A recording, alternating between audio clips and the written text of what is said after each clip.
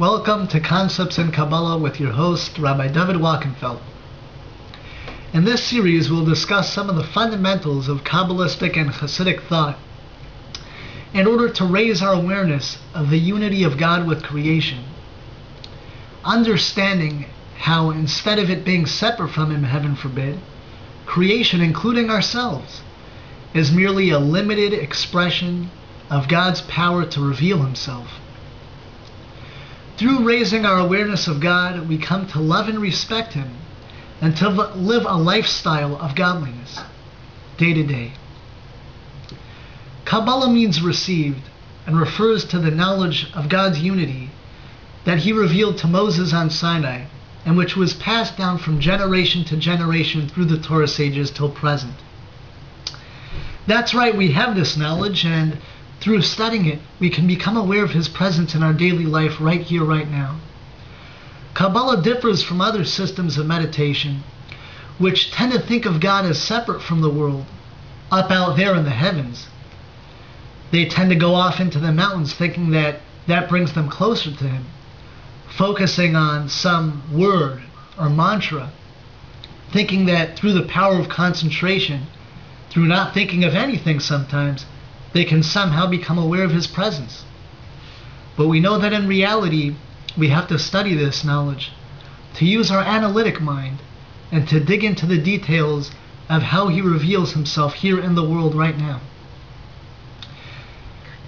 We'll begin with the Kabbalistic method of contemplation called Hisbonenus, which is related to the term Bina, understanding. And together you and I are going to travel the path of understanding how God brings us into being at all times. We'll begin our discussion by a small overview of what we will cover in this course. We will cover first the 10 attributes that God reveals to the world and that define creation. Yes, everything you know and relate to is a manifestation of these 10 attributes, or spheros. The 10 attributes are Chachma, or insight, Bina, analysis, Das, intellectual connection, or concentration. These are called the intellectual powers. Then there are the emotional powers, both the heart and instinctual emotions.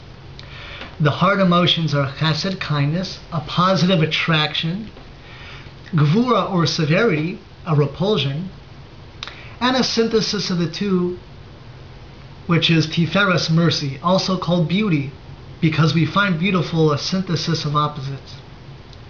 The instinctual emotions are Netzach, victory, overcoming obstacles, Hod, submission, and Yesod, communication, also called foundation. And finally, Malchus, kingship, which relates mostly to external expression of the self, such as speech, which reveals our emotions and even our thoughts and deepest desires. In this course, we will cover all of these attributes one by one in a lot more depth, but just realize now that these are the 10 God chose to relate to us, and these 10 that we use to express ourself. Next in the course, we'll talk about how God hides the full revelation of these attributes from us and reveals them just in a limited way that we can appreciate and grow from and develop a relationship with Him through. And finally, we'll discuss how these powers work within ourselves to express ourselves to others, and how through understanding how God reveals Himself to us, we can improve our communication with our fellow and inspire others to enhance their relationship with God as well.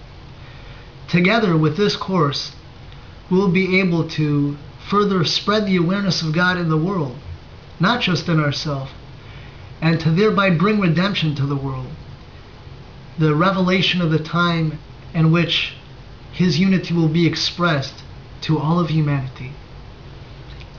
Thank you.